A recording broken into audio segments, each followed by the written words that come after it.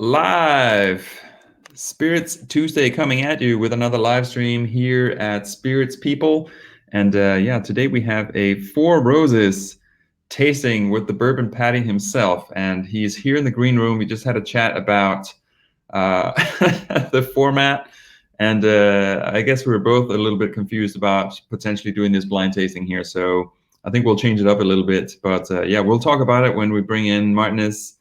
And I'll say hi to you guys in the chat. I can see Greg is here. What's going on, man? So yeah, let's bring in the Patty and let's get this party started. Hello. Boom. There he is. Yes. Happy 2020. Happy 2020 and happy Bourbon Patty Day. Or Every day is Bourbon Patty Day, man. I don't know where that came from, but it felt right at the moment. Maybe it felt right. February 4th, Bourbon Patty Day. Who knows? Maybe. Take note. Greg, what's going on, man? You might be the only person watching at the moment. Hopefully more people will join you in the chat here. So yeah, we have a Four Roses tasting today. And yes. I have the bottles actually. Before we talk about the format, I'll just kind of pull out the bottles. Do you have the bottles as well or just the glasses? 1 second. All right. Just out of reach. Boom. So you know, the 2017 only ever comes out for these kind of things because not a big fan. I know you love it. The 17 is good. I think. Well, we'll see in terms of how today goes. Maybe this is my favorite. I really enjoyed this one. But then the more I drank the 18, and I've had a bit. Wow, it's taking a hit. Yeah, so this is the 17, which is signed actually by Brent. Nice. Mine is unsigned, and actually this is the only one I don't have a backup of. That's why I'm going so easy on it. Ah. I know. Yeah, I don't think I have. Yeah, I don't really do backups, but I do have 2 bottles of the 2018. So nice. Yeah, so today, 2017, 2018, and 2019, as we talked about, and I have the bottles lined up here. And for the big reveal of blind tasting, no blind tasting. So it does say blind tasting in the title. However, in the chat just before we went live, we agreed that we would just do them 17, 18, 19. Instead of doing it blind, because then it would be weird because we wouldn't be drinking the same thing at the same time, and we would just throw a bunch of tasting notes out without actually knowing what it is until the end. So we decided to just do it differently. So yeah, there's that. We were not organized enough. Greg is saying 3 vintages. Yes. And we could have we did a previous, if you dig around the YouTube library of spirits, we did like a master tasting of, I don't know, was it 14, 15, 16, 17, 18, and Al Young, all kinds of crazy stuff. Yes, I did actually a massive review of what was 5 releases at the time, 2014 all the way up to 2018, including Al Young. But we did, without Al Young, we did 2014, 15, 16, 17, 18, and 19. I don't think 19. 18. No, 19. No, I just have it my little cheat sheet here, 19 sitting at the top. So nice. All right, cool. So I'm actually going to have to go through here and reveal to myself, because I do have them poured as blind samples here. So nice. I have the 2019 here, so I'll put this underneath. And let's see what we have here. Here's the 18. Good. And I'm just guessing that this may be 7. There you go. Nice. So much for the blind tasting. That's the blind tasting done. Your wife is going to be delighted that you got her to pour those for you for no good reason. As she was running, so these, so actually these have been poured since like 8 a.m. this morning. So they've literally just been sitting here in the glass. So I have a feeling that these are going to be well mature and ready to go, like nice, proper. So that's going to be awesome. And of course, I have a couple of coins here. Nice. I only have 2 though, and I have 3 here in the tasting. I need some more coins. I got some business cards. I should actually look. I was actually thinking about coins recently, but I wouldn't even know where to start. So I'm just going to keep Stick to business cards. Solid. All right, cool. So, do you want to just kick off with 17? Let's do it. Let's do it. So what's the you have all the cheat sheets there. I've been kind of late. Yes. I'm just home from work, so I just like swallowed my dinner real quick. So my palate is destroyed. Nice. You've been preparing. Yes, with for my big review that I'm going to do in 2019, I have written out everything just to kind of keep track. So it's 2017, OESV 12-year-old, OESK 15-year-old, and then another OESK of 13-year-old. 3 recipes, that's all. Yeah. 3 recipes for the 17. And unusual. What was it, low rye or high rye? Let's see. All were the E, which is low rye.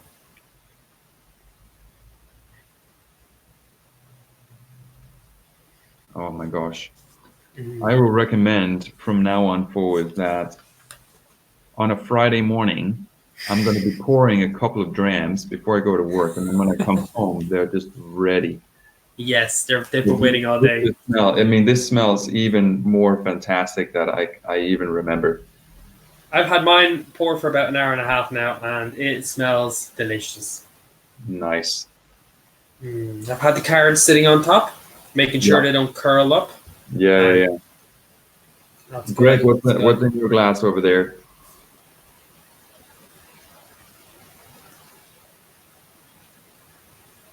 Oh my gosh, yeah. Butterscotch, caramel, lots of like melted butter. Yeah, a nice little bit of spice, even though it's the low rye recipe. Yeah. Some nice baking spices that I would usually associate with Four Roses, like cinnamon and stuff. Yeah, cinnamon and cloves definitely in this one. Yeah, it's interesting that they only used the 3 recipes, and actually they used 2 recipes, but they only used 3 different lots, if that makes sense. Yeah. So it's only OESV and OESK, but the OESK is 2 different ages. Yeah, they vary between, I think it's 3 or 4, and I remember when I met Brent Elliott here for a tasting in London. He was like, "Well, there's no rules around it really. I mean, if they wanted to add more, they could, or less. Like if they just wanted to do, there's nothing defined for them internally. But in terms of just getting it right, he said 3 to 4 is like a good like balance of things, because you can achieve something like really interesting. And also they're not necessarily trying to be consistent over creating something that's good, which is why they're obviously all slightly different. So, yeah, that's awesome. He's probably in the middle of making the 2020 one now, because when I was there in February last year, he had the 2019. He had a few starter blends just chilling on his little table that he has in his blending lab. Yeah. So he starts early. He hits the ground running. February, he's tapping barrels probably already, tasting different stuff, making up some test blends. So yeah, he's a busy man. Good man, and super chilled, dude. Yes. And we were, Milroy's, right? And you know that in the basement they have this little back room that's basically a barrel. Yes, I've seen pictures of it. Never actually been in it, but I've seen pictures of it. It will seat maybe 10 people. I mean, that's the kind of size of it. And this was the early days of the British Bourbon Society, and it was after another tasting, and it was around the time that the Whiskey Show or something like that was on, and he just happened to be in there. And then one of the BBS admins had managed to convince his manager or whatever to come to Milroy's and do the 10 recipes in one go, with 8 random super nerds sitting in the back. He was like, if the people hadn't come in and pulled him out, he would have just sat there all night and hang out and That's awesome, dude. Yeah, what a lad. He's actually the only person that's allowed handle the 10 recipes outside of you going and buying 10 different bottles. Right. He's the only Four Roses person that's allowed handle the recipes that go into the blends as well. Because I know Four Roses UK did a little event where they kidnapped some people, tossed them in a van, drove them around London a little bit, and then they did this like blend your own 2018, I think it I heard was. about that. Yeah. And their brand ambassador had to get special permission to be the only other person in the world that's allowed to handle the 4 different like whiskeys that went into the original 2018. Yeah. Because he was doing custom blends for everyone on the night. And Yeah. so like not even his Benji. boss was allowed to touch them. Was this Benji or Dan at the time? Benji. Benji. Okay. Yeah. Nice. Yeah, right? Yes. Oh, gosh. I'll say one thing though, like, what's the ABV on this 17 year? Because I feel like it feels quite mellow on the nose, and this could be because it's been sitting all day. It's like 53.9. Yeah, which was 1 proof point lower than the US release because of Angel Share while the barrels are waiting to be blended for the 700ml bottles. Yeah, remember that. Yeah, kind of funky like that. Mm. Oh, that smells good. Just from the nose alone, I would have probably. Well, again, 53 is actually not that high in the bigger scheme of things. What's the other ones here? 54. I mean, it's not like the B tax that hits the 60s. 56 No. on the 19. No, the 19 is actually up there. I think by the time they've blended it all together, it kind of evens out. Usually less than 60. I don't think it's ever gone up to 60. The 19 is 56, which is high enough. But even like I know 4 rows of single barrels, getting one in the 60s is kind of rare because they use their single story warehouses for everything. So right. They tend to get like nice consistency, but they don't get a big push up because unlike the stags and stuff that kind of sit high up in the warehouse, humidity is low. Pull from above, yeah. Mm-hmm. Yeah. And they're brick as well, so it's a whole different like environment. Mm-hmm. Yeah. I think they're only 6 barrels high. That smells nice. I'll say though, and again, this could again be down to the fact that this has been sitting all day, and I've been careful with like making sure no air come in, but it feels a bit flat. Okay. It's a little bit simple on the nose. I mean, I'm getting a very classic bourbon nose, but then when I'm smelling it, it just kind of like all blends in together. So it's kind of like muddled together, if that makes sense. Yeah, I find that you really have to like swirl it, and then you really have to get your nose in there to get much. And then you get that classic like bourbon nose, kind of like just spicy, kind of a little bit of delicate fruit kind of business going on. Yeah. But you really have to like. Yeah, Greg is saying like people probably collect them as well. It's like, yeah, these are, I mean, they're like annual releases, limited editions. So I think anything that has those that kind of taxonomy, if you will, is going to be collectible. I mean, people are going to go and buy multiples. I mean, I did that once, and the only one I have multiples of is the 130th anniversary. Like everything else, I just buy one because I'll drink it and then I'll just buy something else that I also like. I don't like to kind of stash things. I used to, but I've kind of gone away from that. Yeah. But, that's actually the only one that I'll try and get multiples of because I just love being able to do these kind of like massive, huge verticals. Yeah. And that is fun. I know who to go to get samples. Yeah. Yeah, exactly. Yeah, and they look nice on the shelf, but yeah, they'll all get opened. And like as they release another year and another year, like eventually I'm gonna like 20 of these things, I'm sure. And it's just bottles at the end. Actually, 2017 is the one I need to be careful with. That's the only one I have only one single bottle of. Right. That was a dry year. Do you get a little bit of like sawdust? There's like a dryness to it after you kind of open it up a little bit. It's almost like the dryness of like dried like oak or something like that, like dried to some degree. Yeah, it kind of ties in with the alcohol, the ABV coming off it. Yeah. And then I also get a good bit of green, like herbaceous, kind of like almost a bit mint. And it's funny. So what I get sometimes when I don't know if you can see. So if I know it's like all the way in here, but also sometimes I'll just kind of like pull the glass away, and when I do that, I get ginger.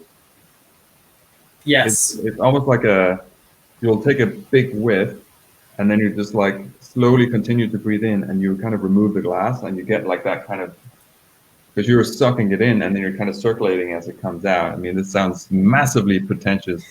What a prick! But seriously, like there's like this,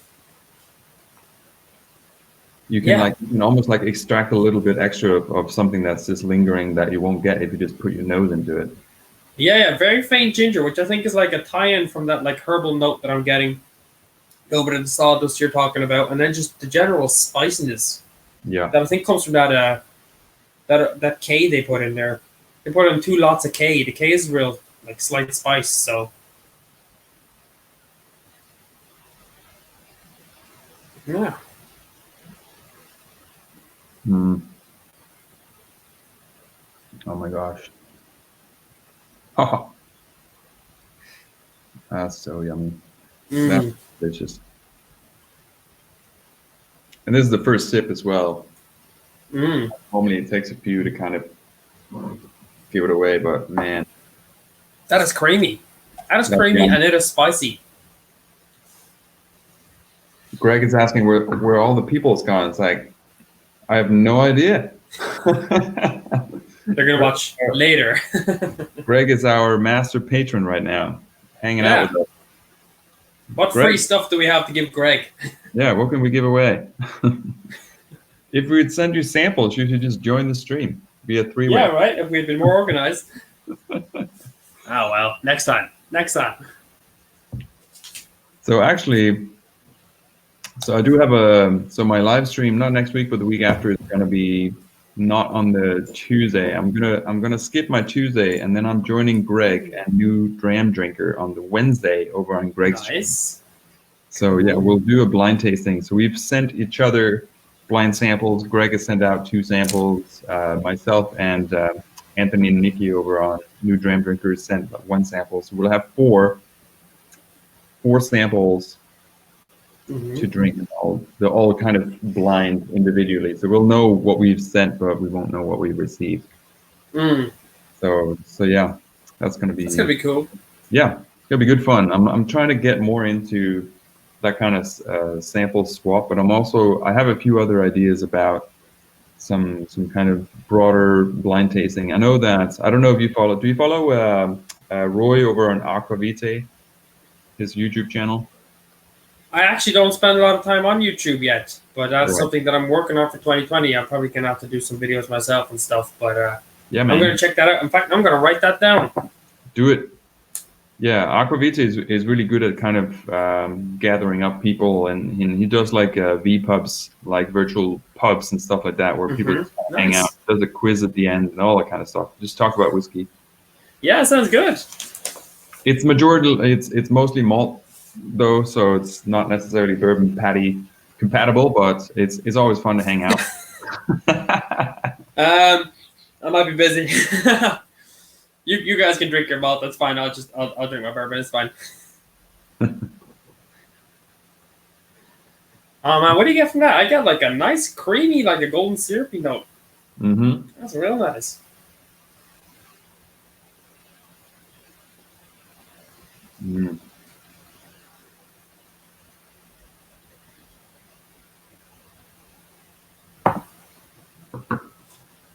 I'm getting charred oak.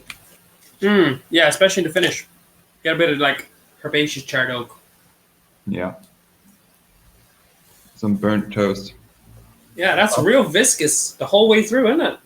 Yeah, it's really, really, really oily. Yeah. If you go by Four Roses' explanation of the recipes, that would come from the OESV, which is creamy, is one of the descriptors they have. Creamy. Yeah. All right.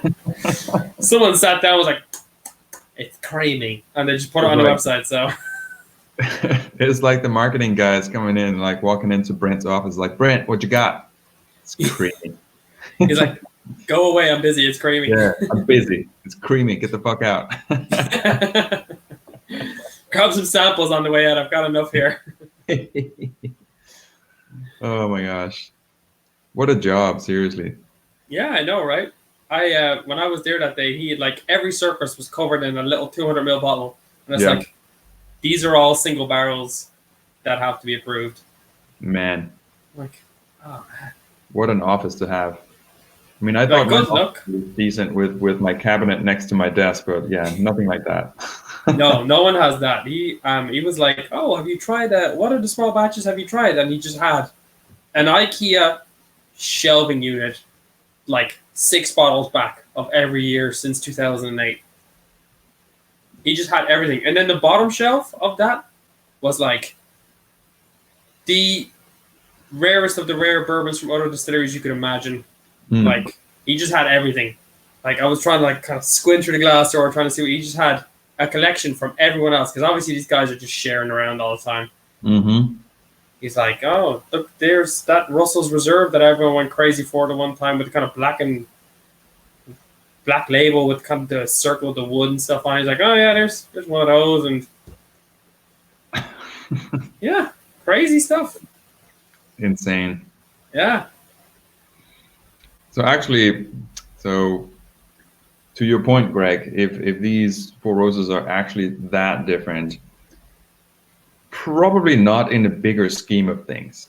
I think like you'll have some variety, but I think overall there's definitely a profile that I think you can assign. So with that said, actually, like I'm gonna put this over and just like kind of go into the 18 now, because I think between these three, I think the 17 and 18 for me are more similar than the 18 and the 19. I think the 19 stands out, in my opinion, as something slightly different. If we were done this blind, I would have probably eaten my words, but because we're not doing blind, I'll confidently say that the 19 for me feels more mature overall. Like it has more depth, more complexity,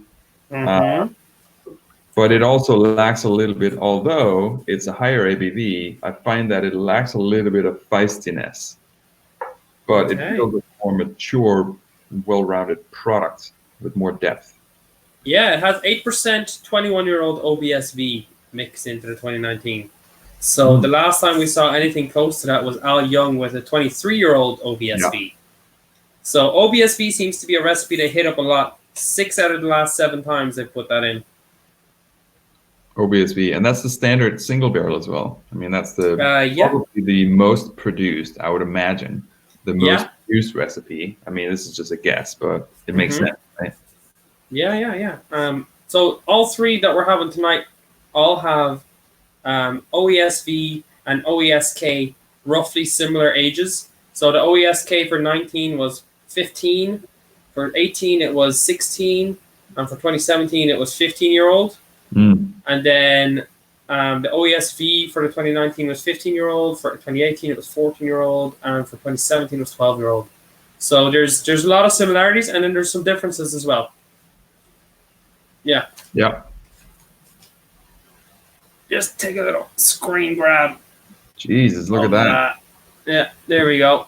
Have you heard of spreadsheets? I wrote it out because I was gonna do it on a spreadsheet, but then I was like, I can't like switch windows, So manual spreadsheet. Spreadsheet, man. Yeah. Like so to Greg's point, they've got 2 recipes and 5 different strains of yeast, so they can be completely different. There's 10 different possible combinations, and so when they mix them together, there's going to be a base profile that's going to taste like a Four Roses, like just base profile, and then on top of that, they build with their funky yeasts and the combination of their mash bills to create all different kinds of crazy flavors. Yeah. Let's make this 2018 happen. Here's a note from Greg, and I think most people will agree. So the 2015, which was highly popular, it wasn't necessarily my favorite, but like it was very popular. I think it won and stuff. Like a lot of people really liked that one. And then there was Jim Rutledge last release, and then 2016 was the first one from Brent that came out, which wasn't great. In most people's popular opinion, I would agree to that. It was very bitter. Yeah, it was bitter and like I don't know, like herbal, just weird. It was 3 recipes again, even though it had the OESO in there, which people tend to go crazy for. It had a 16-year-old OESK, which is spicy and full body, whatever that means. So yeah, it was very bitter. Didn't really impress a lot of people. So yeah, I think it was. It was a tough one to follow. First of all, the 15 was great. I mean, it was good. Yeah. So regardless of what you kind of put out as a new master distiller, although you want to try and impress, be a difficult one. And he did the Elliott Select, which I think was the first one that came out, right before the 2016 small batch. Elliott Select came out, right? Yeah, they stuck his face on the side of a bottle to show people what he looked like and introduce everyone to their new master distiller. So yeah, he did. That was the last of the single barrel, limited edition single barrels. Yeah. He had been working with Jim on the limited edition small batch since he started. Kind of training to be the new master distiller. So he had actually done a few. I think he had maybe 2011, maybe even 2008, maybe even as early as when it started. He had helped Jim to make them. So by the time it came around to being his turn, he'd been around the block a few times, getting to grips with how to make a limited edition small batch stuff. And I think he tried something different. Not even that different. It had the OBSV and the OESK from the 2015, just a year older. But then instead of using the second OBSK from 2015 and the OESK from 2015, he used OESO. So changed it a little bit. And a lot of times what they've done, he said in like 2008, when it worked, or what some of the years, I think it's 2012, worked really well. They just took everything, made a year older, blended it back together, and sent it out as the next year's one. Yeah. So yeah, it's interesting how they put these things together. So I think the nose on the, I'm onto the 130. So the 2015 here. That's good. The nose is less sweet. Like the 17 is very sweet on the caramel. I think like the sweet corn is coming through really hard. All right, you got robot audio coming over your end, I think. How am I now? Yeah, you're right. Maybe it's your Wi-Fi bouncing. Yeah, it could be. Yeah, I think the 17 for me is much more like sweet caramel, butterscotch and stuff like this. This here is still sweet, but it has a little bit more oak influence. So I think it's less kind of overly sweet. Yeah, round it out nicely. And I don't know if this is there generally speaking older stock in the 18 versus the 17? And this is a question for the expert with the manual spreadsheet.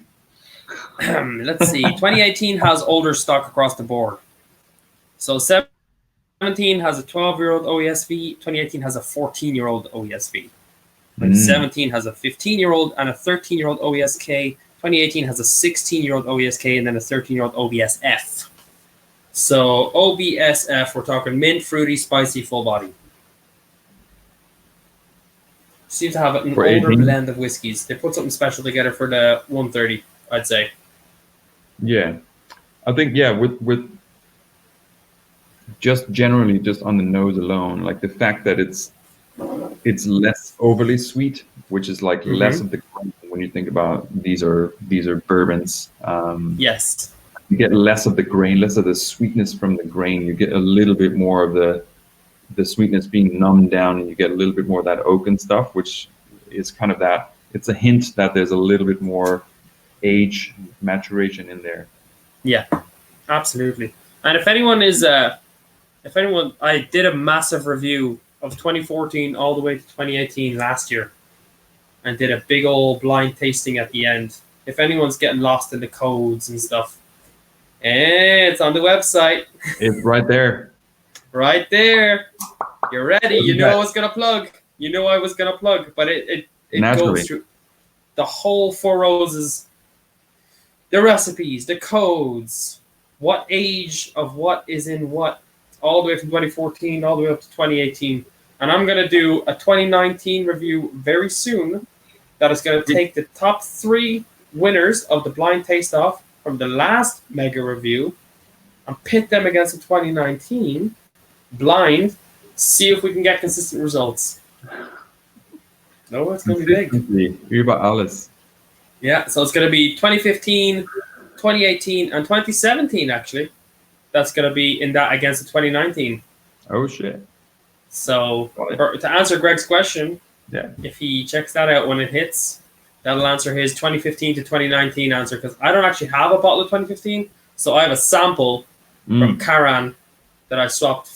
Actually, I have to send something to him for that I'm going to use in that I meant to send for him like a month ago. Still haven't sent it yet. This week, it's going out this week. Yeah, so I'm going to do the whole thing all over again, but with the top 3 and the 2019. Solid. Got Dom's with me in the house. Not a bourbon drinker. We'll convince you. This is a master breakdown of 2017, 18, and 19 limited editions. So master Four Roses tasting here. So let's see. Actually, I have it somewhere here. Boom. Gonna put the banner up and running. Nice. Love it. Look at that. So this is what's happening. And, I'll leave it there running for a bit.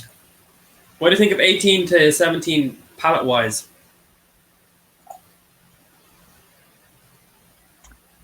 So I'll just finish the nose with saying that actually in terms of generally overall a good match for the 17, I think the big difference here is that kind of a little bit more maturation. And this is where I think it comes down to personal preference, whether or not you like that sweeter bourbon or you like them to be a little bit more on the woodier side, oakier side. Because on the nose, this is definitely more on the oakier side.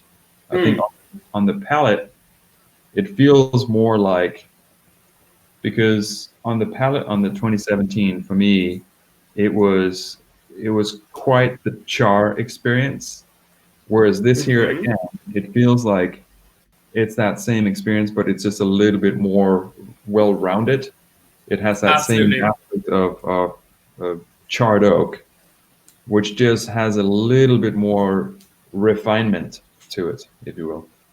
Yes, and I agree. I just used a pipette to drop a little bit of 2017 back on the palate after having the 2018 chill around in there, and have to agree, 2017 tastes like that char, that tannic wood really comes through on 2017. When you've just had a 2018, which is a little bit more well-rounded on the palate first, you can really pick it up then. Yeah. So yeah. I think the challenge for me is that although on paper, 2018, if I just look at my notes, and I'm just thinking about my WSET process here, like on paper, the 2018 comes across as a higher quality overall because of the maturation and the depth of the integration of that oak, but I still prefer the 17. Because I feel like the finish here, there's too much of that char lingering. The char is lingering, which I personally don't like. And it's on not 18? Yeah, on the 18. I feel like the char on the 17 is sharp. Yeah. But I appreciate that sharpness. Whereas here, it's almost like it's like chewing on a peppercorn that will kind of it would just kind of linger that bitterness. And like imagine the peppercorn just like in your mouth and it gets more and more wet and it just like continues to be really bitter. Whereas on the 17, it's almost like you crack the peppercorn, there's an explosion of char, but then it kind of goes away. It doesn't linger on the bitterness. It goes away in a sense. Yes, I will take your analogy of a peppercorn, and I will also say I find the 2018 finish to be spicier. So you're not only getting the bitterness of the peppercorn, but you're getting a nice little kick of pepper off that 2018 end. So the 2017 to finish like that, boom, there's your bitter oak, and it fades into a nice little green herbaceous kind of aftertaste. Yeah. 2018 has that little bit more spice, which I'm attributing to the OBSF being added in as well, which has spicy as one of its descriptors. Mint, fruity, spicy, full body. It's spice on spice. Whereas I like the creamy sweet balance in the 2018 between. Okay, so I like the balance between the creamy sweet front end and the like minty spice heavy back end, leading into the aftertaste. It's just I feel like you get a nice soft bourbon and then bam, gets you with that peppercorn. Yep. Greg is just asking to share some bottles. So we're drinking 3 different releases of the. See if I can get it sharp. There we go. Limited edition small batch from Four Roses. So releases from 2017, 18, and 19. Yes. And, yeah, we're just kind of going through our tasting notes here and just comparing, see if there's similarities, there's differences, and then we'll assess our individual preferences at the end. But I think it will probably reveal itself as we go through. But yeah. I think there's pros and cons for all of these. I think there's a lot more pros generally for all of them that there are cons. But I have my preferences so far. But I mean, I love all of these. I mean, like we're basically just tearing them apart because we can, and we're assholes like that. We're literally tasting like 3 amazing whiskeys, and because we're putting them side by side and have to kind of like analyze them on a level that we seem like we know what we're talking about, we're like, oh, well, you know, there's just this one's so bitter. Bitter, amazing whiskey compared to slightly less bitter, but more spicy, amazing whiskey. So although the flaws make them sound like this was terrible and this was delicious, they're all amazing. And on their own, they're fantastic drams. But when you put them side by side, you kind of have to polarize those flavor notes off each other. And I see Dom Whiskey says he's only ever had Jack, Jim, and Evan Williams 100 proof. Yeah, that's no surprise you do not like bourbon. First of all, Jack is a bourbon, but not labeled a bourbon. Jim, not great. And Evan Williams, you're getting there, but you could be doing better. I think the EW 100 proof is actually decent. I mean, like as an entry level, trying to understand. And I think actually to that point, I'll think the 2017, if you were to try any of these, based off of if you actually enjoy that one, the 17 is probably a good. Out of these 3, I mean, this is the only 3 you really talk about today. But like out of these 3, the 2017 is probably like the nicer entry level into that kind of sweet classic bourbon character overall. And then Jack Daniels obviously is very sweet. Bananas all day. yeah. Bananas, a little bit of cherry, a little kick of rye. You're not going to get much out of just basic Black Label Jack. Yeah. Goes great in Coke though. I didn't have. So does Jim Beam. Jim Beam and Coke and Jack Daniels and Coke have both led to a lot of messy nights where you're like, this is just. It's the only time that Coke and Jack or Coke and Jim Beam taste better when they're put together. They just taste so much better than their individual parts. It's like drinking cocktails. You're like, this is amazing, and then you can't stand up anymore, and you're like, oh shit. You know, actually, and this is something when I was in Singapore last year, I ended up drinking Jack and Ginger. So ginger beer and Jack Daniels goes amazing together. Absolutely. I'll have to give that a try. Yeah. Legendary, yeah. And because it's so freaking hot, like humidity is all over the place, so you're just constantly sweating. So having just whiskey, like you have to go inside and sit somewhere that's air conditioned. Like if you're sitting out on the street and stuff like that in a bar, like you do not want to drink whiskey. It's just you can't enjoy it. It's uncomfortable. So I ended up drinking a lot of Jack and Ginger beer, which is fucking legendary. Nice. Yeah, I'll have to check that out because Jameson, ginger and lime is a big thing here in Ireland because obviously Irish distillers, this is where they're going to just plug that. And Jack is available everywhere. I So know. I should try that because I just haven't gone outside of Jack and Coke. That's like my go-to when I'm somewhere and all I see is like Irish whiskey, Irish whiskey, Irish whiskey, Yeah, Jack. You know? yeah, yeah. Dom's whiskey is saying JD gives a shocking hangover. Depends on the volume. It will definitely give me a hangover if I drink a lot of it. I haven't. I don't think. I don't think I can point out like a specific spirit that gives me more of a hangover than others. Except for like I don't really drink beer or wine and stuff like that. If I drink that stuff, I'll feel bad the day after. But if I just drink spirits, generally cocktails, like I'll be fine. Yeah. Unless Yeah. like a bender. I've actually found some like specific bourbons that give me like I could have just that and have like a half measure of just that and I'll have a massive headache the next day. Oh, really? And I think, yeah, it tends to be a lot more craft or like super ABV bourbons. Like I remember Elijah Craig Hazmat, just like I had to drink that by the 10 mils. It was delicious, but if I had too much, that's 70% alcohol. I wake up with a massive headache the next day. And then the other one is the British Bourbon Society pick of Few bourbon. That just for some reason, every time I have that, I'm guaranteed a headache the next day. Yeah, what is that? 64% or something. Yeah, but I think it's just too much oak. There's too many tannins in there or something. Yeah. Microbarreling. Yeah. Anyone who understands the signs of hangovers, want to chip in, go for it. I think it's something to do with congeners or something. I don't even know how it's pronounced. Congeners? Congeners, possibly? That's Probably. flavor, though. Right. Loads of flavor, loads of headache in the morning. But it's molecules like in your distillation, though. So congeners, although it's a flavor profile, molecularly are connected to other compounds. So it's hard to separate. I mean, you can't just take all the flavor and then leave all the other stuff. It doesn't work like that, unfortunately. Yeah, unfortunately, right? Yeah, let me just pick this congener right there, that one, and then like, oh no, that tastes horrible. Let's leave that in there. Yeah, that'd be great. The future of distillation. Alcohol-free whiskey. I'd drink it all day, every day if it was alcohol-free, but you can't because it has alcohol in it. It makes it taste good. Why would you drink alcohol? What? No. If I could make a whiskey, that tasted the same as breaking up.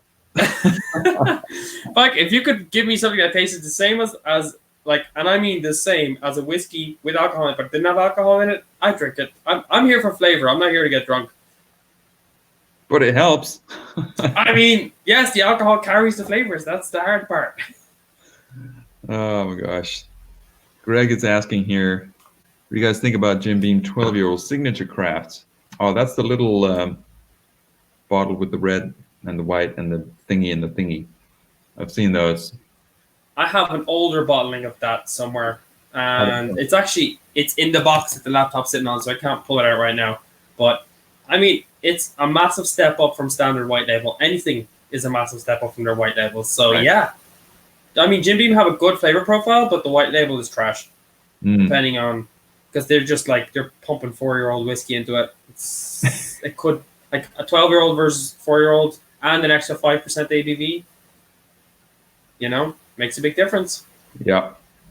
That's very true. So people are trying to figure out here. So Dom's Whiskey and Greg are trying to figure out where the hell we get hangovers. So Dom's Whiskey is saying sugar, although there's no sugar added to any of these, so it's not an additive. Unfortunately, That's not it. So yeah, the only time I've ever had hangover from JD and Coke is when I've had too much, and I have, like, I know at the time I'm like, no, I've overdone it again because this tastes so good. I know I can't stand up. I was like, yeah, you get me again. Yeah.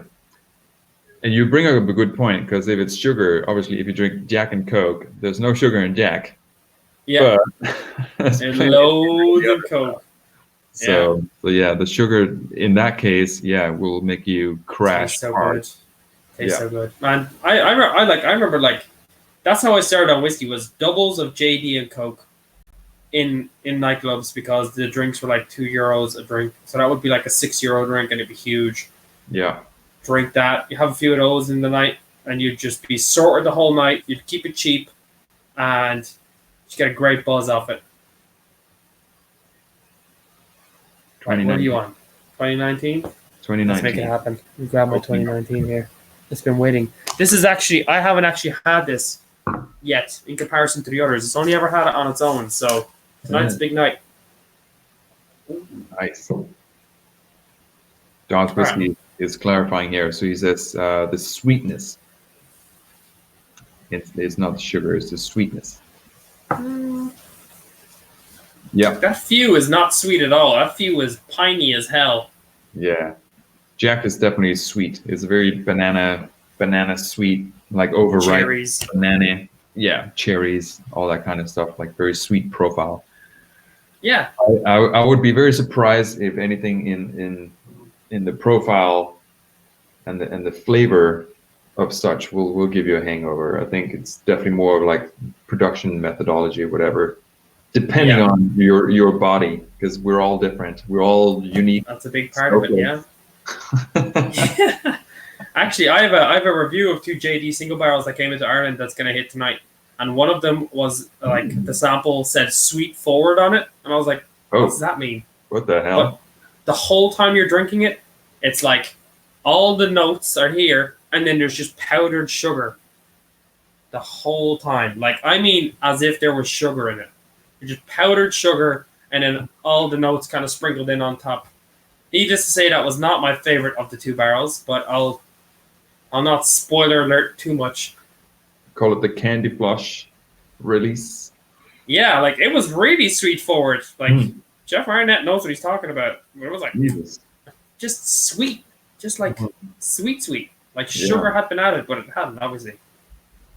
All right, so we're on to the, let's see here, 2019, 56.3%.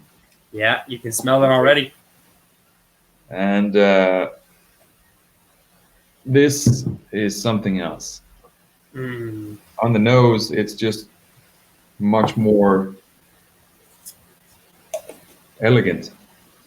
This is old. Yeah. This has 8% of 21-year-old OBSV into it.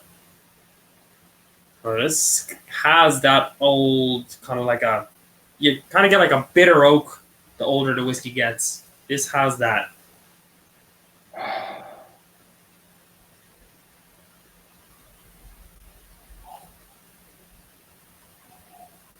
That extra few points of ABV as well, like make a difference. Like this kind of punches on the nose. Yeah, it's a little bit more of a, definitely get like the ethanol out of the glass, like the nose is burning a bit more, so you start to see the difference. What was the 17? Like 53.9 on this one here. So this one is, 3 points above-ish. Yeah, so this has 2 spicy recipes. This has the OBSV, which has spicy in the descriptor, and the OASK, which is spicy. But then the other 2 whiskeys in this are a 15 and an 11-year-old OASVs, which are delicate, fruit, fresh, and creamy. So there's only one actual high rye bourbon in this. It's only 8%. And the OESK is 40%. No, 25% of the overall blend. So really, wait, hold on. What's going on here? Yeah, so, I mean, majority of this blend is low rye, OESV, and OESK. No, OESV and OESV again. Yet it is spicy. Like, it's not spicy. This one is the first one I'm getting like a burn on the side of my tongue, which is the ABV. But yeah, I think sometimes I'll mistake the kind of the alcohol burn for spiciness and vice versa. So, but yeah, I think this is a little bit above. It's almost, it disappears a little bit on the palate, to be completely honest. It feels a lot more mellow, just kind of like, doesn't like explode the same way the 17 and 18 does on the palate, but on the nose, it's way more refined, way more like there's way more depth of the profile there. But yeah, it feels just like nice and easy, silky smooth, which is a dirty word, but it's kind of Shame on you. what it is. Yeah, I find for this I get like caramelized peanuts, and then a touch of fruit, and then just again down into the char. So like those are the kind of like on the palate. That's what I'm getting. You know, like I'm not getting like some of the more faint, like little intricate notes from the other ones. Like the old barrel comes through in the end and gives like the caramelized peanuts have like a fantastic depth to them, which I'm sure is added to by the older barrel. But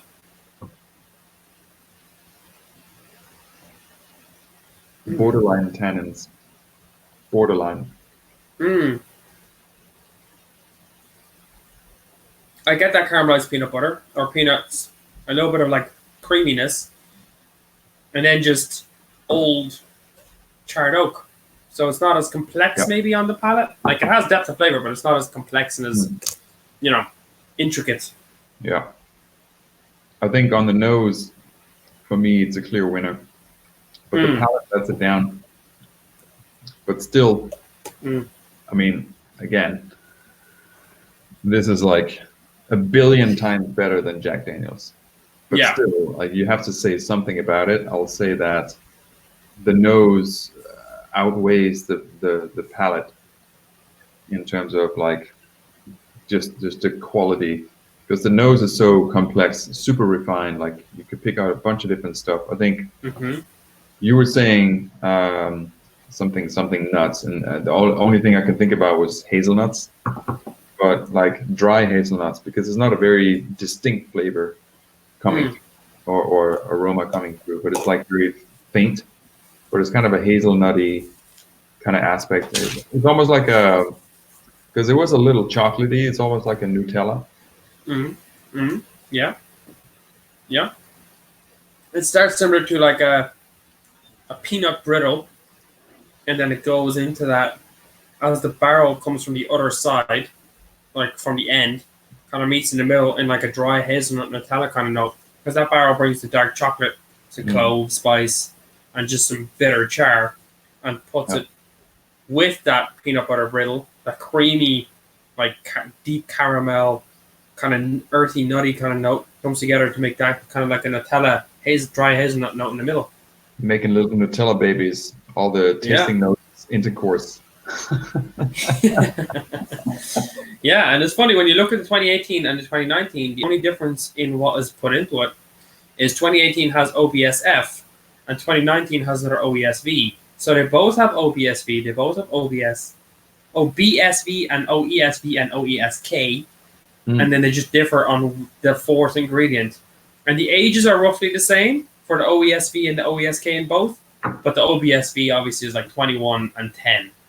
So let me just to visualize it for everyone in the audience.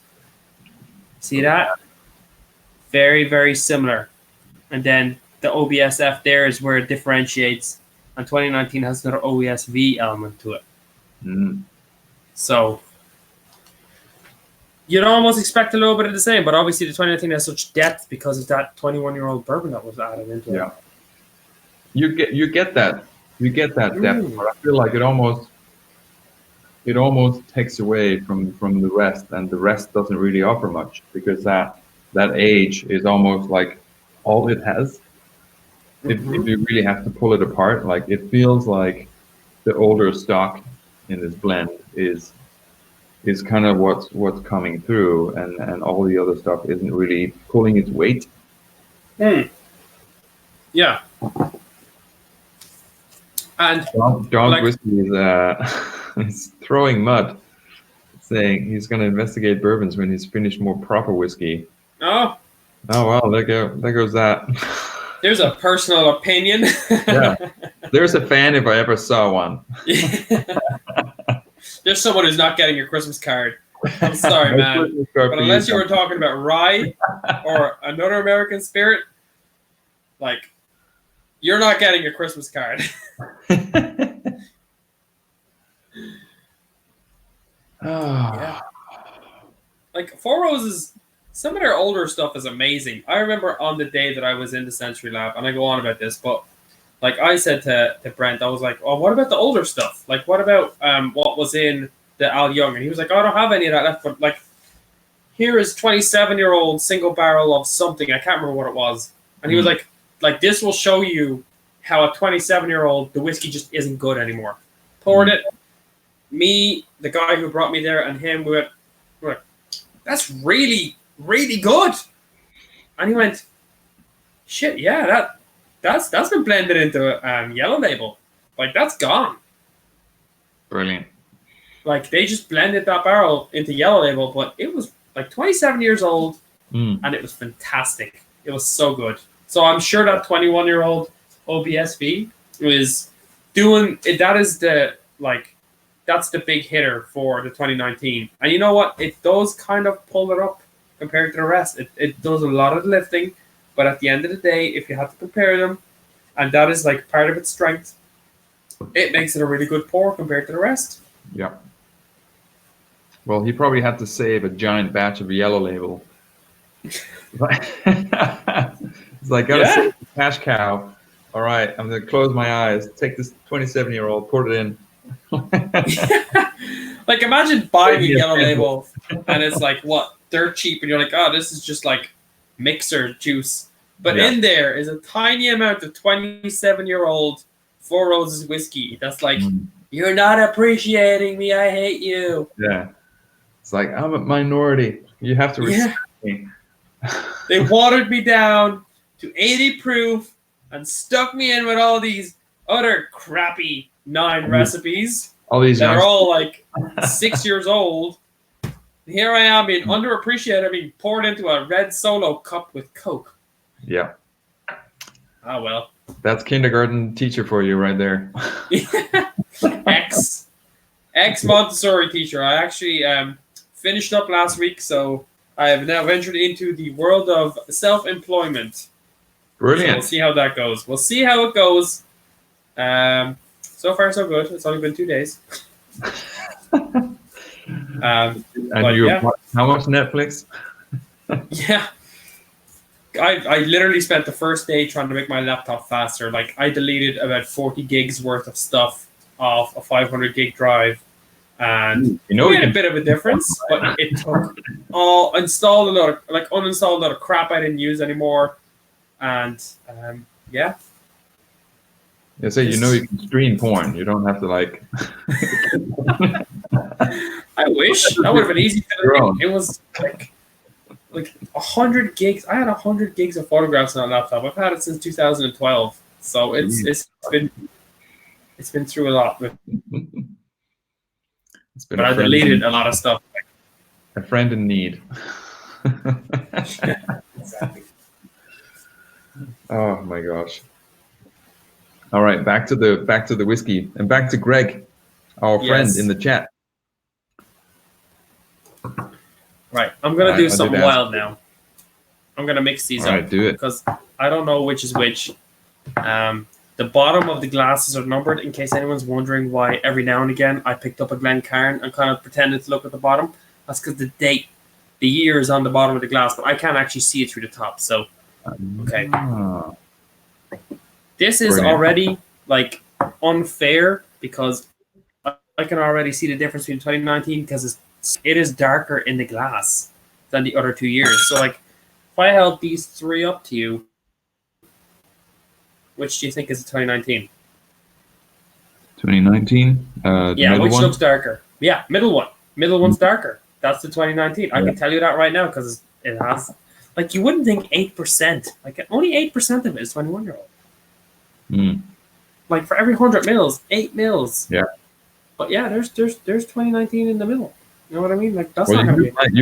You can do blindfold blind tasting because then you're really doing a blind tasting. All right. You know what? We're gonna squint a lot so I don't break anything. But I can't actually see past my hand what is in the glass. So I'm just gonna do this. All right. First up. You try to guess what it is, and I'll try to guess what it is. Okay. It's really fruity. Okay, good bit of fruit, good bit of spice, like caramel, a little bit of like floral vanilla, real nice. A little bit of a grassy edge to it.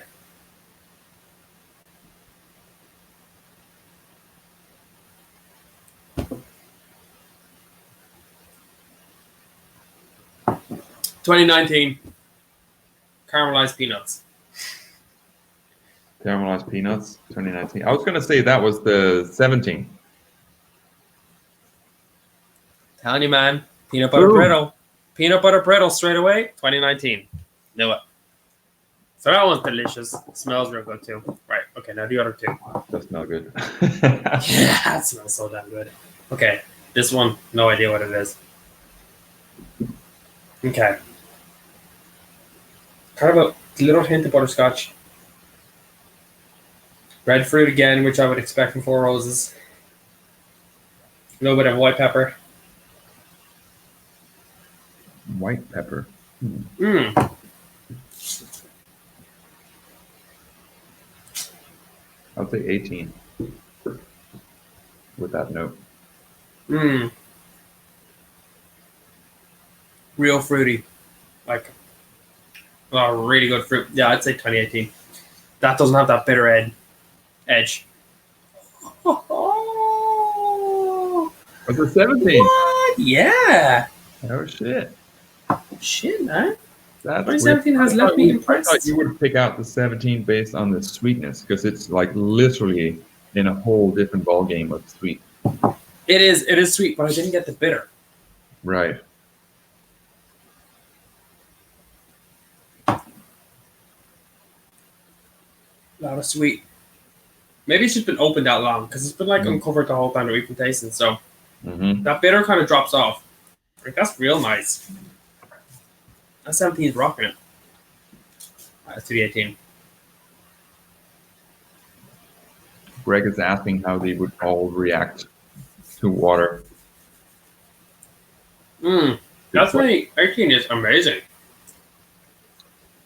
Oh, that profile is genuinely nicer than 2017. I just had a big gulp of the 18 as well. I'm truly enjoying that. That's so good. Man, I'm torn. So I'm gonna judge each of these. I'll tell you which is my favorite nose, which is my favorite palate, my favorite finish, and then my favorite overall. Okay. Will you join me on this adventure? I will. I'm sure I can already assume what you're going to say for some of them. 2019, best nose. Let's just call it as it is. 2019, yeah. Best palette, probably 2018. For me, 2018 rocks the palette hard. What's your favorite on the nose? 19 as well? 19. 19 has it on the nose. 2018 has it on the palette. The palette on the 18 is just more complex than the 19. Like the 19, I'm getting like 4, maybe 5 different things. The 18, I'm getting like a number of things. I'm getting more than 5 things. Okay. Nose.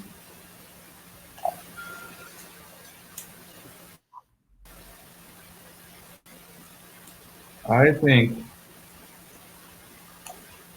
palette for me. Fuck.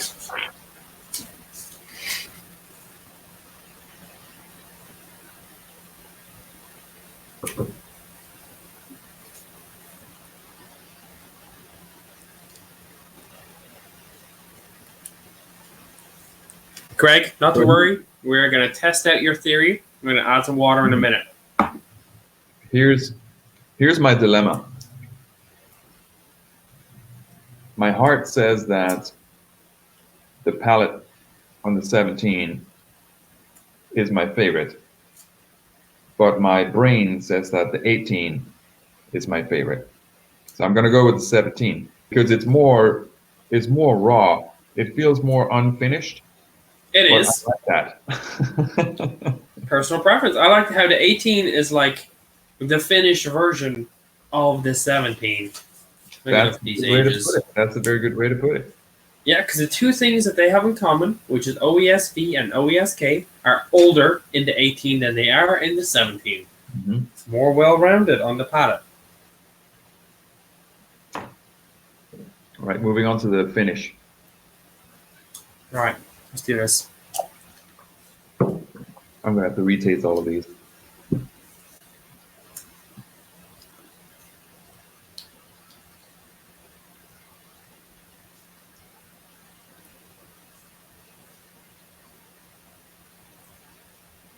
Mm.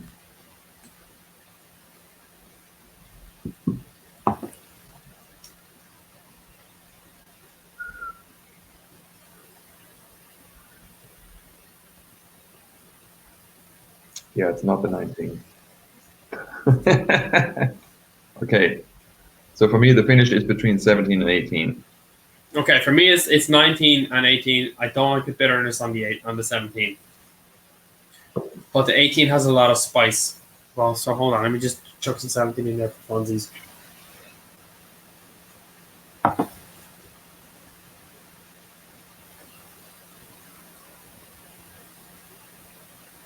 Man, 17's got a really nice finish.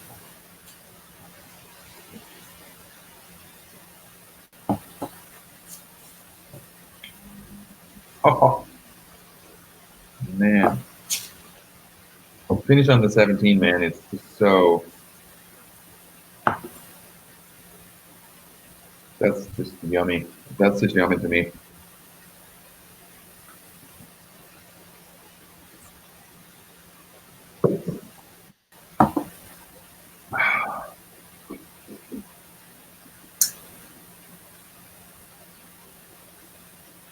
All right, here goes.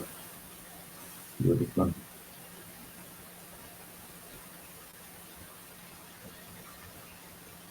Okay, so the 17 for me on the finish has more grain notes. It is, again, like you said, it's a bit more raw. Mm-hmm.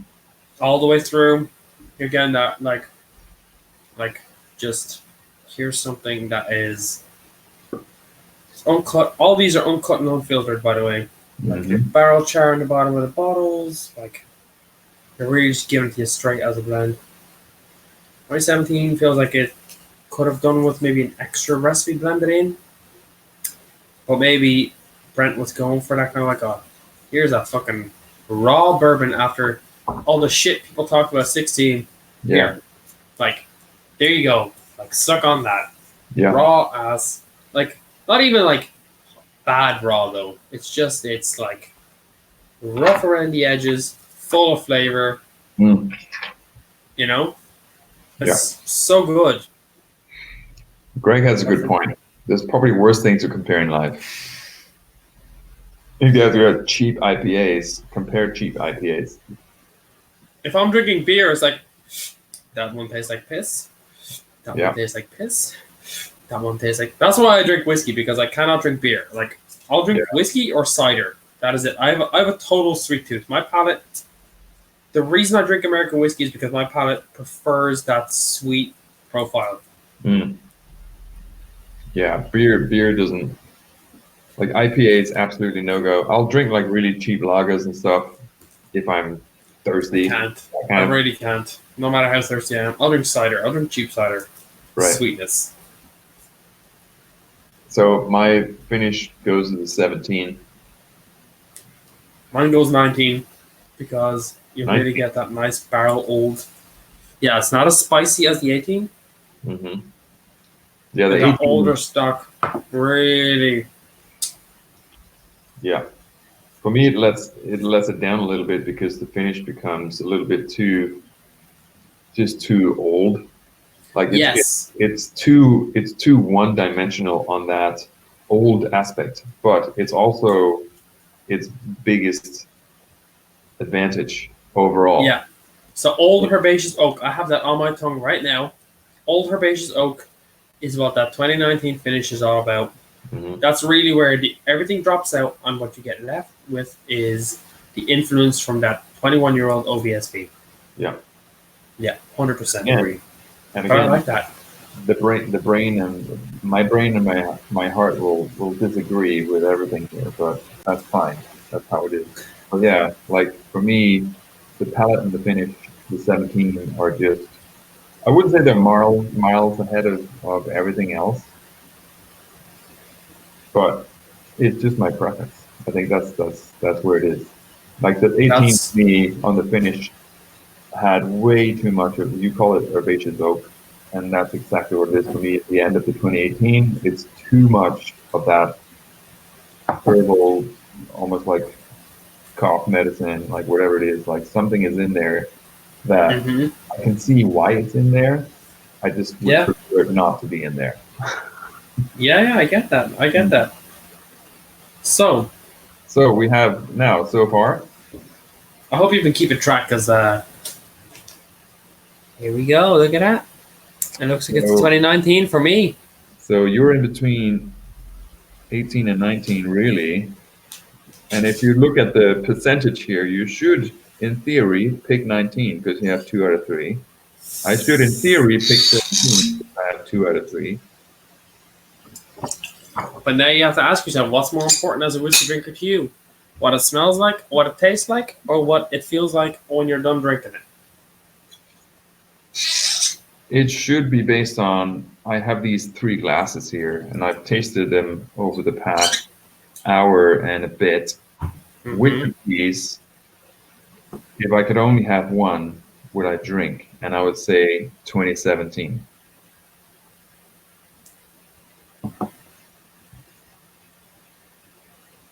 Right. I'm going to give you an answer in 1 second. Just for pure enjoyment, like disregarding all the fancy words and all that kind of shit. Like if it was just, okay, I'm gonna go sit on the couch, watch TV, which of these would I grab? 2017. For me, it's 2018. 2018. That's a 2018, like, on the palate, it brings it. Yeah, the finish is a little bit spicy, but you know what? Like, it's barrel-proof bourbon. What do I expect? You know what I mean? Like, if I'm going to sit down and drink barrel-proof bourbon, I'm going to expect a certain amount of burn, whether it's from the alcohol or whether it's from the spicy notes. 2018 just brings it. Like, it's a roller coaster with all ups. It's like so much flavor complexity on the palate. That's where I'm at. boom. There we go. 17 Yeah. and 18. 2019 didn't get through.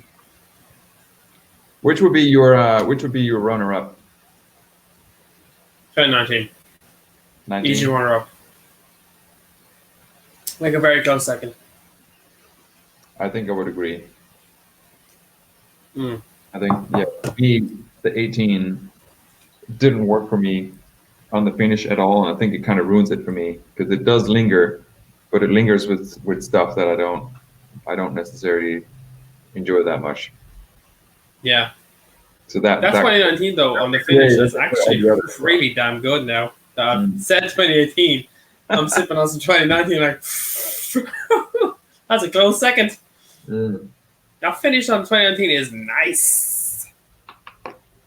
It's, I mean, and that's the thing, they're all fucking good. Like it's not like, hey, I would never drink this again. It's like, dude, I would drink all of this all night. I would just 18 and 19 straight into a decanter that holds 1.5 liters. Swirl it around. Just Happy man. IVF, man. I mean, it's all really good, and we are literally nitpicking the smallest little differences and saying like, I don't like that because it's really bitter. That's the best accent. That's just, but that's, you know, like, that's what we do. That's why people, that's why 2 people come to watch us do it. Mm-hmm. I love it. Greg, absolute legend. Thanks for hanging out, man. Yeah. Greg is a trooper listening to us. We never answered Greg's question about what does water do. It dilutes it. I have poured a little bit of each, I'm adding 2 drops to each glass. At the end, this is going to go into an infinity blend, so I don't really care that I'm watering it down a little bit. Add a little bit of water. Fuck it. Let's see what happens. 2 drops. That's all I'm adding. Because bourbon can very easily be overwatered, and then all you get is spice and orange peel oils. Mm. And that, like, I've had single barrels of, like, let's say, like, Whiskey Broker did a single barrel of Heaven Hill, and for some reason they thought, we'll chuck some water in. It ruined it because it was flat, and all I had was spice, burnt oak, and citrus oil. And that is too much water. Bourbon does not like water. It likes a little bit of water. The tiniest amount. The tiniest amount, but you could really push it over the edge and lose everything if you go too far. Ooh, the 17 with a bit of water. Hey. I was saying the 19 with a bit of water. Hello. Well, then hold on. I'll get to the 19. 18 is like a char bomb with the water. The nose on the 19, and you thought it couldn't get any better. Outrageously good. Fuck. Don't worry, Rachel. You'll get it back in a bit. I'm being told to calm down. Yeah. I'm being too Watch over passionate, man. So I will talk a little bit louder, quieter.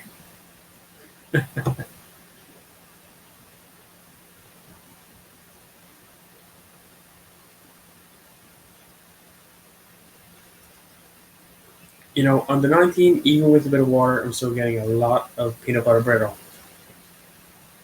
on the palate.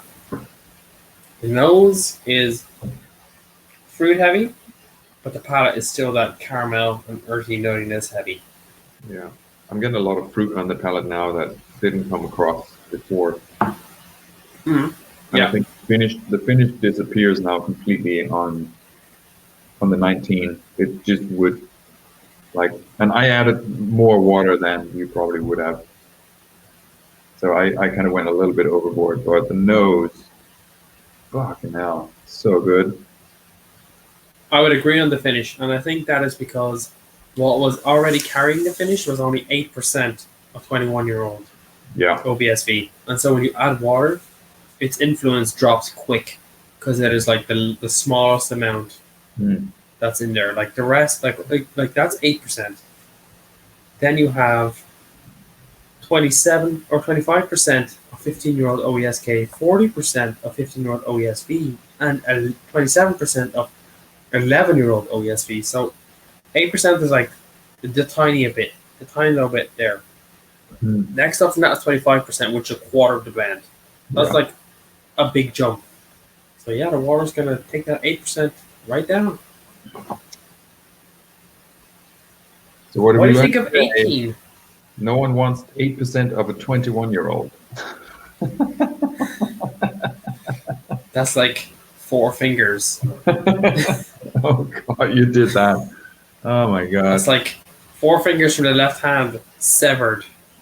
That's not a whole lot. That's like someone called the cops or police or someone, and like a crime has been committed. What do you think in 2018 with a few drops of water? Doesn't work. On the nose. Doesn't work. It's No. broken. Yeah.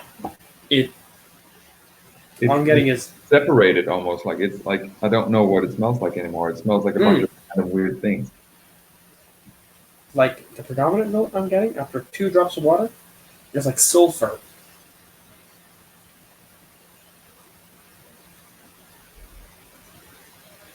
I'm getting like charred oak. That is all.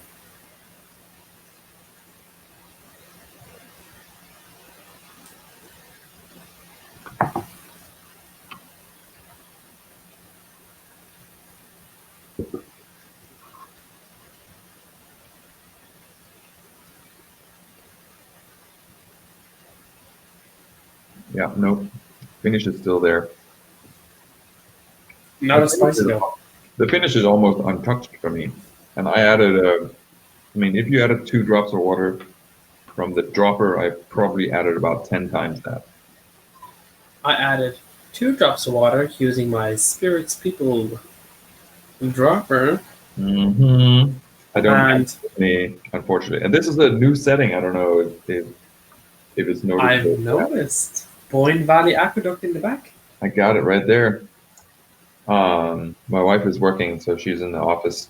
So I was like, yeah, I'll jump in. I'll do it from the lounge. Keep the house peace. Happy wife, happy life. Exactly. There we go. Mm-hmm. Yeah, no, And the the panic.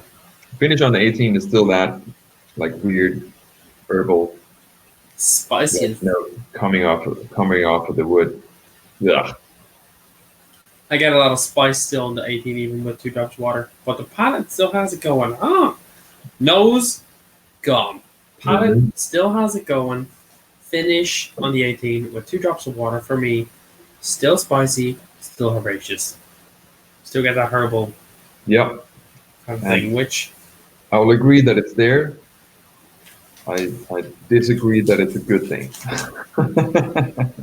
So, according to Four Roses, right, the 18 has OBSF in it, which is 13 years old. I'm not sure the percentage of OBSF that's in the 18, but OBSF, the F yeast, as a herbal character. Mm. And so that herbal character, I think, is what I'm getting in the finish. Predominantly. I'm getting that herbal character. It's kind of grassy. And it is sitting in the finish, waiting for you to show up. Now, OBSF, also according to Four Roses, is mint, fruit, and full body. Oh, hold on. Mint, fruit, spicy, full body. So we are getting the spice, and we're getting the mint. Dude, the 17, man. All the way through. Nose is still good. Palate's still good. Finish still good. I'm all over it. There's no doubt. Like, with or without water, 2017 is the one I would grab. Okay, you know what? Controversial statement with water. The 2017 is the better of the 3. Greg is onto the mixtures. 10-year rye. Boom. Ooh, that is a fantastic. Solid. Depending on the year, but always, I mean, even if you've gone as far back as 2016, the 10-year-old rye from Michter's has always been older than 10 and has always been fantastic. He's saying it should be more herbal. But I think you'll probably find that is probably more gingerbread-like, more bourbon-like as well. Like those mixtures ryes are they're not like the grassy type of ryes. Nope, They're more the Kentucky style. More like a sweet, yeah, Kentucky style. Yeah, so Michter's do a Kentucky style rye, which means you're talking maybe max of 53% rye, maybe 5% malted barley, and the rest is corn. So you're going to get that buttery caramel notes, but you also are going to get that rye character. It's just not going to be as powerful as with, say, a 95% rye, 100% rye, a Canadian or MGP, and a lot grassier. Mm. Was that a knock on the wall behind you? Possibly. I have the earphones in. I can't really hear. Hold on, let me see if I have a text. No. No new texts. No. Some old texts telling me to be quiet. It's like, shut the fuck up. We know you like bourbon, so who cares? Oh my gosh. All right. That might have been a knock on the wall. Oh, it's the 2014. 2014, right? Shit. I haven't even tasted it. That's that's a vintage. It's a proper vintage. Yeah, man. Well done, Greg. Greg wants to do a sample swap for some 2014 rye. He knows where to find me. I've got some 2016. I've got some 2019. Both are good. There you go, Greg. If you want to get rid of your Michter's rye, you know where to go. 2019 is really good. All right, cool, man. Dude, 2017 is awesome. Everything else sucks. 2017 with water, 2018 without water. Nice. Solid. All right, dude. I think we need to let you go so you can enjoy some quiet family time or just quiet time on the couch on your own. Less family Yes. Yes. Without my wife tapping on the wall, so I'm going to shut the hell up. Dude, this has been awesome. And Yeah, I man, missed it. tasting, it was still a good tasting. Yes. So what were the end results? I decided 2018 overall, 2017 with water. So we start from, and we're going to wrap this up with this final statement here. So on the nose, on its own, we both agreed that the 2019 without water had the best nose. And I would Yes. say with water, I will also agree and had the best nose. Okay. On the palate, 2017 for me, 2018 for you, Mm-hmm. Yeah. and that is without water. I think Mm-hmm. with Yes. water, I would still agree that mine is the 2017. With water for me, it's 2017. Takes it. It holds true to form. It's pretty solid, actually. I think where the 18 kind of like broke up on the nose, the 17 just stayed pretty consistent. I mean, it was diluted, but it was consistent all the way through. Yeah, I think, we took that wild 2017, we added some water, tamed it, but it was still that delicious, delicious bourbon that it was meant to be. Mm. And I feel like Brent Elliott knew that when he made it. I think he did. I think He was like, do whatever you want with it. It's gonna be good. Chris is here to enjoy the last 2 minutes of our live stream. If even 2 minutes. Welcome. Literally the last drop, you have reached the last minute. You have reached the last drop, literally, of this stream. It's empty. It's empty, man. Look. Oh. So, moving on to the finish with you're actually just pouring out. Oh shit. Okay, it is the last drop here. Okay. Into another glass. This is my blend I was telling you about earlier. Yeah. All right, so on the finish, without adding water, 17 for me pulls through again. Yours is the 19. Mm. So on the finish with water, I think mine is very close in between 17 and 19. I think actually the finish on the 19 improved with water, but I still think the 17 has a better finish. So Yeah. 17 Have to again agree. than without water. And then overall, no surprise, 2017 for me is the winner, and 2018 for you pulls through Yes. as the winner. Mine and 17 for me overall, with and without water, still overall the winner. 2017 has been your bitch since last year, man. It's just solid, man. It's just so consistent. It just has like a great balance. It's feisty. It's wild. It's wild. It's everything I love about Cat's strength bourbon. It's just You can almost imagine just pulling it with a thieves straight out of whatever blending vat they have, and just being like, that is untamed, delicious bourbon. Just brilliantness. Yeah, probably should have gotten a few more of that one. The more I talk about it, the more kind of it's like, I have this rule about not getting doubles. Yeah. I wish I had also gotten a double of 2017, because then I would have like a nice little collection of like 16, 17, 18, 19 of full bottles. Yeah. But I didn't, because I was like, 2017 at the time, and now, like you, I've shot myself in the foot. So, I think with this said, I think we'll close it out. But I Yes. still think we should, whether or not we should repeat this as a blind tasting to see if we come to the same conclusion, or I might just do it on my own and actually just record myself doing a blind tasting, because I need to do some recordings anyway, so might do that. But I mean, I could repeat it multiple times, and I'll be surprised, and then again not surprised, if I would come to the same result. So that says nothing, and that's it. Next year we will be more organized, and it will be blind AF. Mm-hmm. It It'll will be be blind. A, B, C, D, and we won't know what's in A, B, C, D, and it will have been that we have gotten our wives to communicate behind our backs, as shouldn't be done, but will be done for this instance, to have bottled, vatted, small samples of each, not told us what they are, and when we got to taste them, we're like, oh, this is nice, but we're drinking the same thing because our wives have been talking. Yes. That, you know what I mean? I know exactly what you mean. Next year we will involve the better half, and they will make sure that we are more organized because that's what they're good at, being organized. And that said, I think Greg is trying to get us to buy the 20,174 release of Four Roses.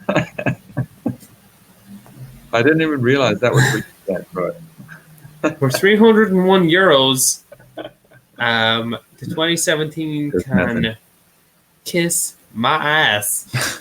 Just messing with you, Greg. All right, cool. Dude, thank you so much for hanging out today. This was fun. Let's do it again next year with the 2020 release, which I think is going to be awesome as well. So, yes, that's it. Tradition by now. And, yes, this is the second year. This is a trend now. It's trending. Annual tasting here. It's going to be good. Yes, and also I actually still have a blind sample of yours, sample number 3, and you have a blind sample from me. That still has to be done. Yeah, we'll make it happen in the next month. In the next month, yeah. Sure, let's do it. Yeah. We do one once a month. We took a month off in January, but I think March is looking good. Let's do it.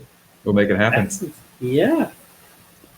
All right, cool, man. I'm gonna bounce you up, and I'm gonna say thanks to Greg for being the most awesome supporter in this stream.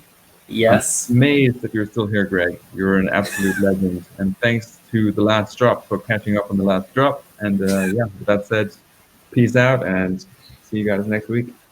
Yes. Good luck, guys. I'll see you on the next Bourbon Patty Live broadcast. Bourbon Patty Live. Bourbon Patty Live. At the end. The end.